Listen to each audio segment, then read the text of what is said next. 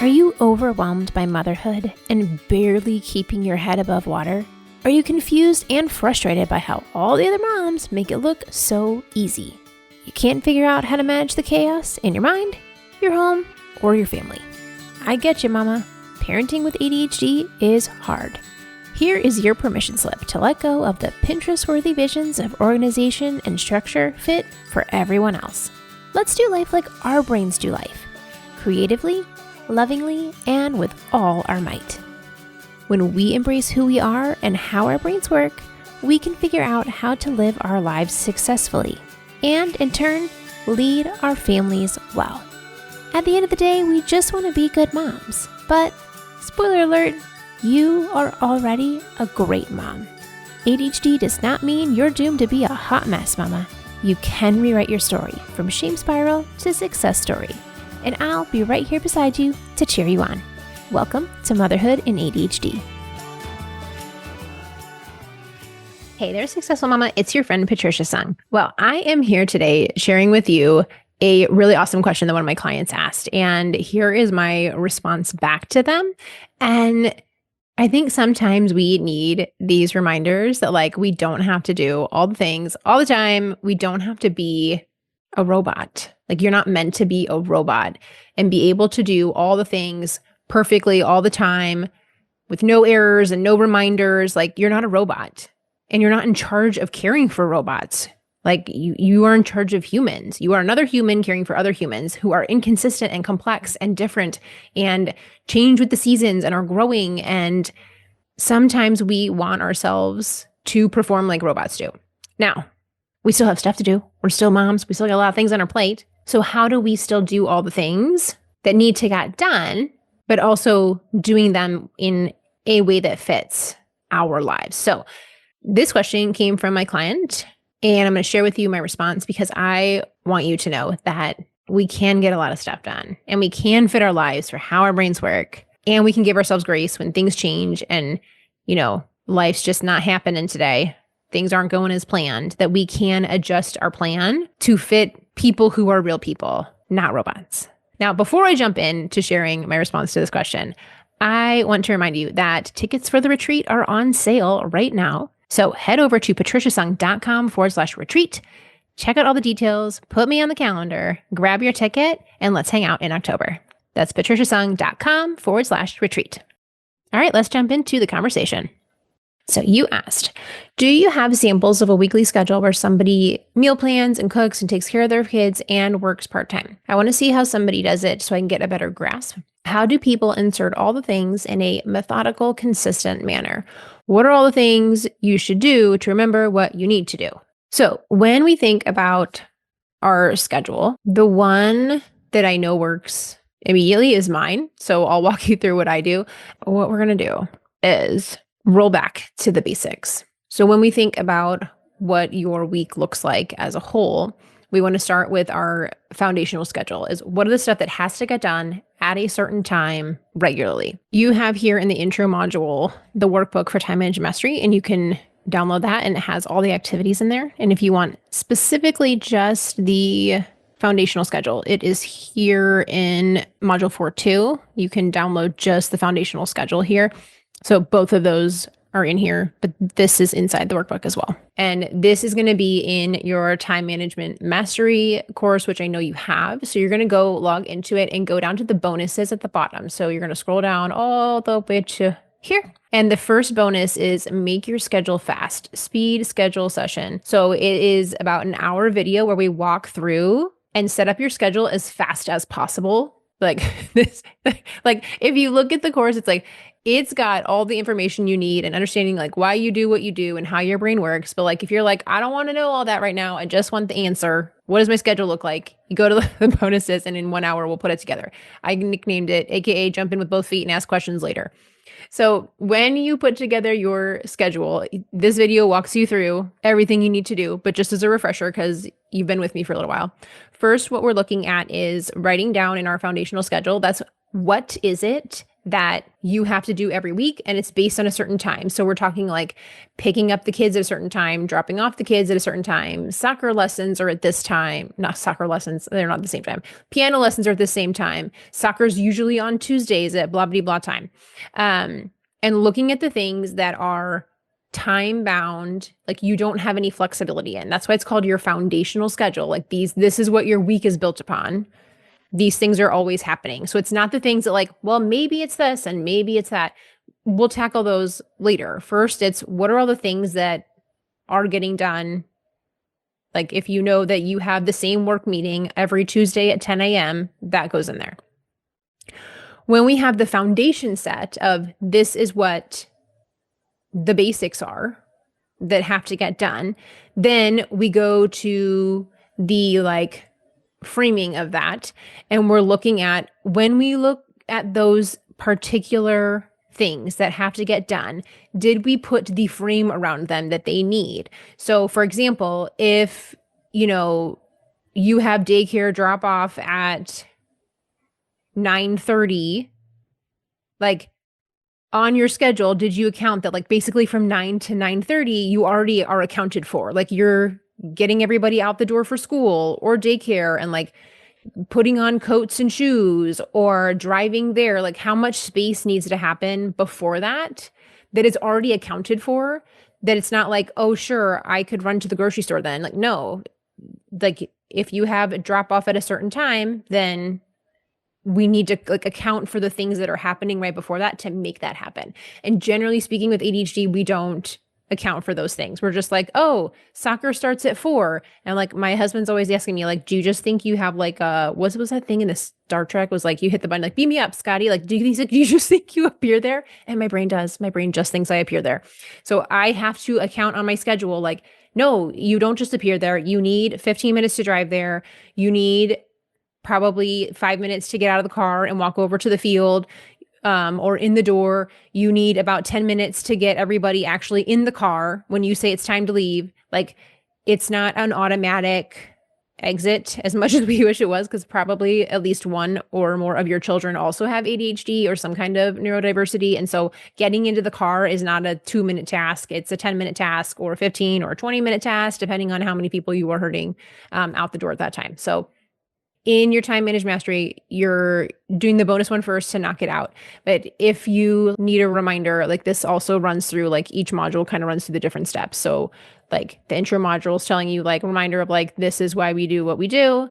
Module 1's running through your motivation, like especially as someone who is more of like a rebel, like don't tell me what to do, even past me, don't tell me what to do. When we understand why we're doing something and it's something that we chose, we are more likely to do it. Even if as like a rebel, if understanding why it's helping us can help us find a better solution for where we want to go. If we're going to get mad at past me for making decisions for future me. So generally speaking, most of us with ADHD need to understand why we're doing something before we do it. So that's there. Okay, so module 2 is running through your framework of these are like the basic things that need to happen in your day. And then the side buffers of what need to happen. Then you've got in module 3, if you want more details on overcoming obstacles, like where things keep, like if you're running into the same problem over and over again, there's support here on all the different like frequent obstacles we see. Then number 4, this is where we set your framing up. So if you think about your schedule, like you're building a house, you start with the foundation, then you put up your frame, then you got the drywall, then you have sheetrock, like everything is building on top of the layer before that. And this is where we start building in the layers. So we started with the foundation of this, you have to be here right now. You don't have a choice. Now our next layer is what are the things that need to happen around that time where you don't have a choice, like making sure we accounted for the drive to get to the place because our brain probably didn't put that in there. As we create these sections of our day, like, getting everybody off to school, mid-morning time, lunchtime, mid-afternoon time, after school time, evening, like these different sections. Some of them they already have dibs called, like bedtime already has dibs called if you have a kid sub 5, because you're going to be right there with them along the way. You're doing everything. So that time is already like called for. Whereas that's different than the time, say like mid-morning when your kids are at school or napping and you have space there to do what you want. Like you can't just do whatever you want, but like you have flexibility in that time. There's no dibs called on that time. You already know there's probably things that need to get done in that time, but like it's not predetermined as to what must happen in this section. So we're starting to look at the difference between this section that already has dibs called on it versus this section where you have more flexibility to decide what happens there. From there, we go into module 5, where we're deciding what are the things that need an assignment. So they need to go attached to something else. So for example, like cleaning up the breakfast dishes, we can assign that a place so it always happens, because every day you're going to have breakfast dishes and every day you're going to have to clean up the mess. So where are we going to assign that task? Are we assigning it right during breakfast? Are we waiting for everybody to get out the door? Are we going to handle that when the next time you enter the kitchen, which might be snack or might be lunch? But those things that have to happen throughout the day, they now get assigned like a buddy so that it's already decided when that's going to happen. And we're lowering the decision fatigue. Every step along this way is like, how do we lower the decision fatigue? That's where the things that have to happen at a bare minimum need a designated home.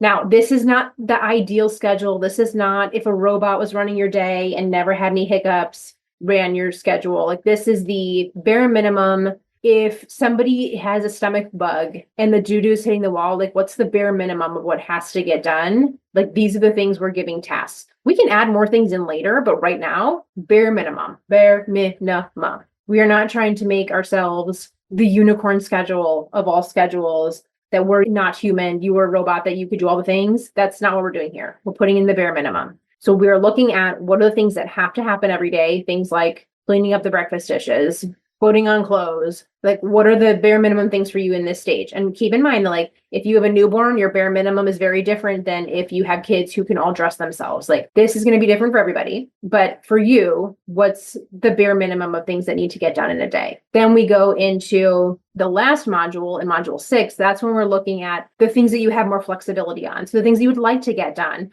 or the things that would be nice to get done. This is where those fill into the gaps, because as you look at your day and like, before school already has dibs called on it, putting a kid down for a nap, that time already has dibs called on it. But when that kid's actually down for a nap, or when your kid is actually at school, and now you have this, I wouldn't call it free time because moms don't get a lot of free time, but I would say flexible time, what's going to go in there? So then we take these sections where you are able to make more flexible decisions. And that's where we start to layer in the things that we would like to get done. So for me, for example, Monday is my home day. That's where I focus on things in the house. I don't do much work that day unless it's like some kind of emergency. Like I'm not working on Monday. So this is my day. I've set the boundary. This is home stuff on Mondays. That means when I show up Monday morning, I'm not thinking of the 47 things on my to-do list. I'm only looking at home tasks. I got to pick up all the junk laying around from the weekend, throw in a load of laundry. Maybe we need to run to the grocery store. Like those kind of things happen on home day. So I'm not necessarily setting my schedule of like, you must go to the grocery store on Monday. I might have to, but I'm not requiring myself. And especially since you're someone who's a rebel, like you probably don't want to be told you have to go to the grocery store on Monday. So we're not going to do that. We're going to say this is home day.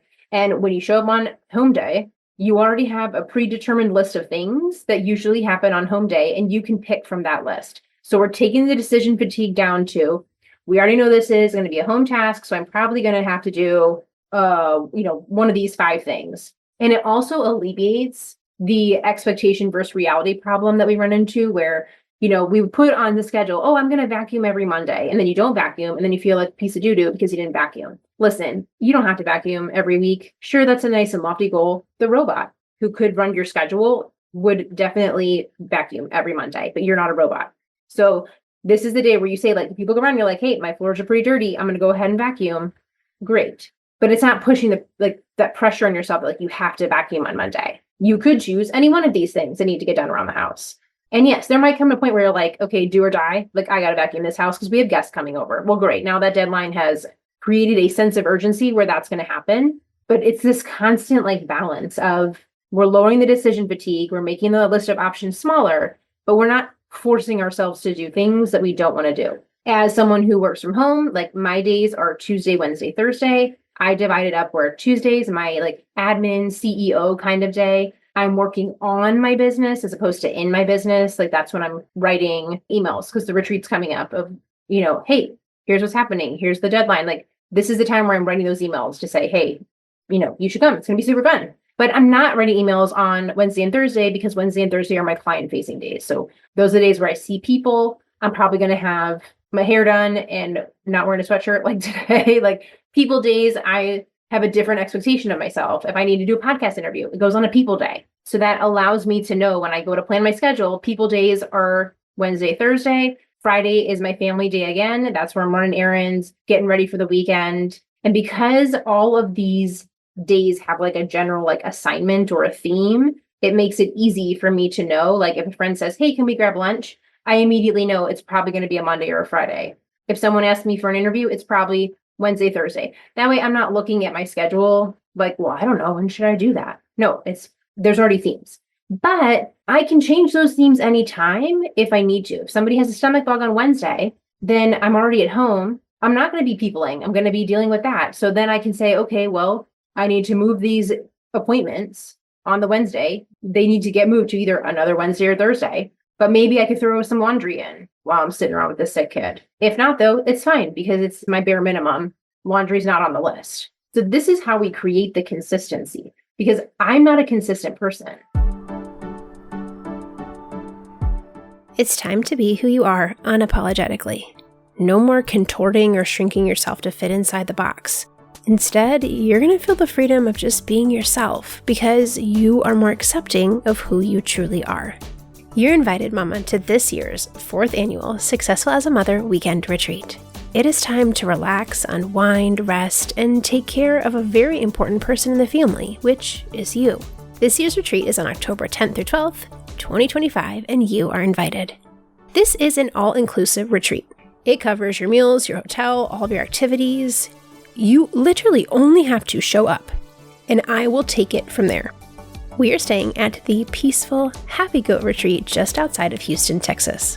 I have rented the entire property, so we have it all to ourselves, where we will enjoy nature and breathe deep in the fresh air and the calm of the lake and the sway of the trees. But this is not camping, this is glamping. You will stay in your very own adorable, modern, tiny home with your own comfy queen-size bed, your own private bathroom, and living space that's just for you. Go check out the pictures I posted on my website because it is so cute! We will spend the weekend learning about our ADHD and tune into who you are and what you need so that you can trust your gut and love yourself a little bit more. All while eating delicious food you didn't cook, you didn't clean up, and hanging out with awesome other ADHD mamas who are just like you in this journey of understanding ADHD and also trying to do all the things, but not this weekend. This weekend, you are doing none of the things. You are relaxing. I will take care of everything and you get to focus on you. Head over to my website, patriciasung.com/retreat and get your ticket. This is a small group of 14 mamas, and we already have 6 moms signed up, so I don't have a ton of spots left. Do not wait. Do not procrastinate. When you hear this and know this is for you, go get your ticket. Early bird tickets are available until the end of May, and you get a few bonuses by signing up early. Number 1, there's a shrinking payment plan available. You can spread your payments out farther when you sign up earlier. There's no extra charge for that. 2, you get to choose your room. Currently, there are 4 standard tiny homes called the Bijou available and 4 deluxe tiny homes available. So get your room now so you get first dibs on the type of tiny home that you want to stay in. Number 3, everyone who buys an early bird ticket is invited to a bonus group coaching session over the weekend. Here we can dive into the specifics of what you're struggling with and identify what you want to work on going forward so that you leave the weekend feeling even more confident. And then 4, obviously you get to look forward to this trip all summer long. So go sign up, get your ticket, and take a weekend to relax and take care of yourself while I do all the work. Head over to patriciasung.com/retreat and get your ticket for the 4th annual ADHD Moms Amazing Getaway Weekend and relax. patriciasung.com/retreat. And then, since you specifically mentioned meal planning, for me, meal planning is part of my weekly check-in. So usually I will talk about that with my husband on the weekend because he travels a lot and sometimes he's working late. And my personal philosophy is I'm not making a full home cooked meal if he's not going to be here for many a reason. But I'm like, we need to go through the schedule and be like, okay, what's your schedule look like? And then I go through and figure out which nights am I cooking? which nights do we have stuff going on where it's not going to be possible for me to cook, so I can eliminate those and know either I need to have a pre-made something or I need to have leftovers from earlier to do. And so that is something that I plan for the week. And when I look at the whole week, like I write it in the calendar. I have a dinner calendar invite on my phone, and I write down what I said we were going to do in the calendar invite so that my husband also knows, because he's one of those people that really hates, like, if I'm making, like, say, burgers for dinner and then he ends up having a burger for lunch, he does not like that. And like, I get it, dude, but also, if I don't plan it like a week ahead of time, I'm not gonna be able to tell you that I'm gonna make burgers on Wednesday because I probably didn't decide till 3 p.m. So I'm gonna decide ahead of time and I put it in there. And then that way it's on my calendar so that I know, like, that time is blocked out for cooking if I say I'm gonna cook, or it also, I can set a reminder for like the day before where I see it like in the evening before. And then I'm like, oh, right, I need to defrost that blah, blah, blah for tomorrow. Or if it's like a day that we have multiple things after school and that's a pickup day, it's a pickup day. And that also alleviates my guilt from switching from cooking to pickup, is I'm just more realistic now. And I'm like, this is not a cooking day. I don't have time for that today. And that's like one of the hardest parts, I think, about being like a juggling parent, depending on like whether that's you're juggling, work or health issues, whatever it is. It's hard to accept the limitations you have, but also we can't do everything. So for me, meal planning is on usually Fridays. If not, we do it by Sunday. Oh yeah, because then also, like, if I'm deciding that over the weekend, then I also am able to like make the grocery list and make sure that we have everything we need. Usually my husband does more of the grocery shopping. I hate the grocery store and he doesn't mind it. And also he spends less money than I do when he goes to the store. Cause I'm like, oh, we could get one of these. And he's like, no, he goes in with a purpose. He may buy one thing on sale and then he leaves. And so that works out for us, but he travels a lot. So if he's gone, then I have to do it. So that's one of those tasks. I literally, if I never went to the grocery store ever again, I'd be totally fine in my life. Okay. And then the last question, which is actually the middle question: how do people insert all the things in a methodical and consistent manner? So I am not consistent. I look consistent because I batch things, but I'm not consistent. The only reason I can keep up with doing things regularly is because I batch. So like, for example, how am I consistent with my meal plan? It's because I do it all at one time. And I'm also flexible about it. Like, I was going to cook Tuesday and like, it was just too much. It was a part of my cycle where I just didn't have enough energy. And I was like, this isn't going to happen. And that's okay. And that's one of the things that if you're married or in a committed relationship, you want to make sure that you're on the same page about this with your partner. But that's one of the concessions that like we've decided on is like our top 3 priorities. Like if you're looking at the house being clean, the kids being well taken care of, and like food on the table that I prepared with my own 2 hands, out of those 3, if something's got to go, it's the food. So our house being organized is more important to us than having home cooked meals. And like paying attention to my boys when they're home is also more important than the house being organized and also the home cooked meals. And if something's got to go, it's that. So we already know that like that's the thing that gets put to the wayside when things are hard, or especially if he's traveling a lot. So we do a lot of like pre-prepped meals from Costco or Sam's Club. If you live in Texas, H-E-B has excellent pre-prepared meals. But I imagine there's other grocery stores that do that too. And, or like restaurants that have like pre-made stuff. Like I wish I was an excellent home cook, but I mean, and I am. I'm a very good cook, but I don't like it. Not with kids around. It's not, to me, cooking's not fun when kids are around, because the whole time I'm like, practice your piano, quit irritating your brother, stop throwing that. And like, it gets very stressful for me. So I have accepted this point in my life. But like, I don't find this fun, and that's okay. I will find cooking fun again, maybe in like 10 years. I have hope, but this isn't my priority right now. So how do you do this in a consistent manner?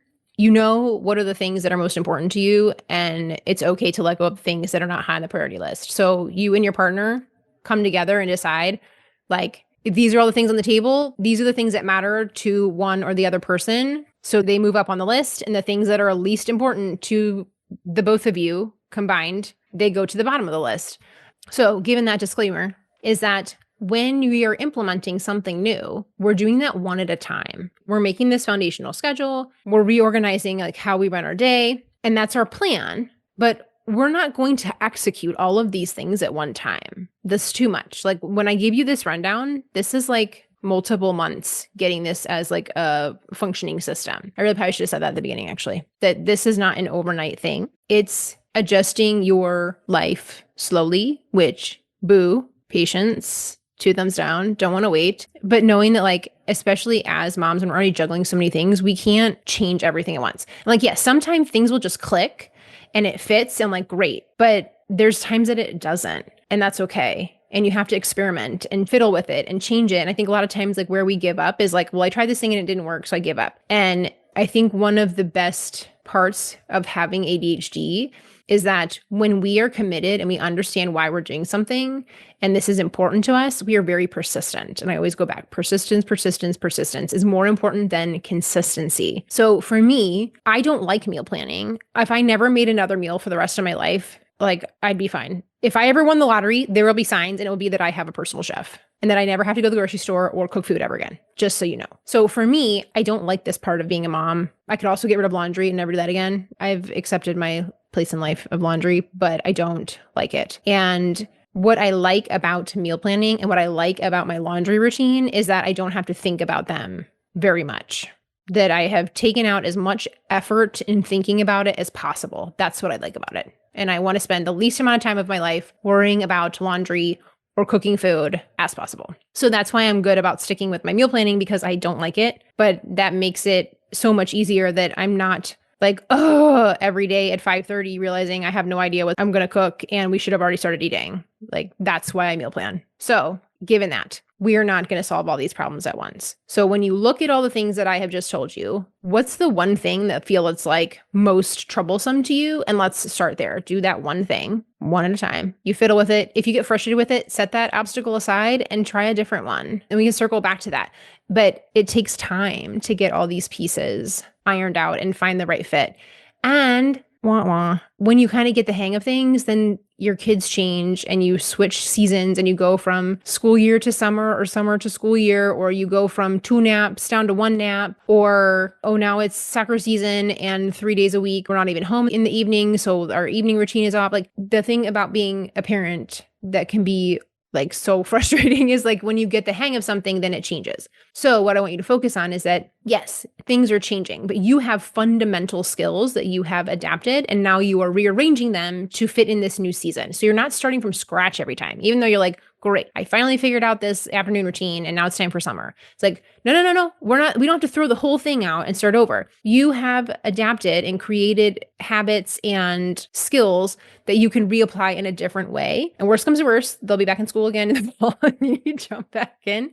But it is hard because our like transitions are hard for us. And so it will feel really uncomfortable as you're moving. So we remind ourselves we have all these skills that we can pull from, rearrange and reapply. So we can pull the schedule that worked 2 years ago and rearrange it now because we built those skills. So it all is not lost. We don't have to be consistent. We do want to take it one step at a time. And like, whatever thing is most on fire at the moment, we can start there. And then as you start to learn what works for you, then we apply those skills in other places. So like, when I talk about, like, for me, so I have Alexa routines in the morning where she is announcing when we need to like go from upstairs to downstairs, how much time we have left to eat breakfast. And like, we're not necessarily always staying like on track with exactly the timing that she says, but at least I'm aware that like, oh, right, it's time to move. Like, we need to wrap up this breakfast because we got to go to the next step. Because that's working for us in the morning, now I'm testing it out in the afternoon because our schedule has changed. Different days we have different schedules. And so they're not all ironed out yet. I'm still in the test phase,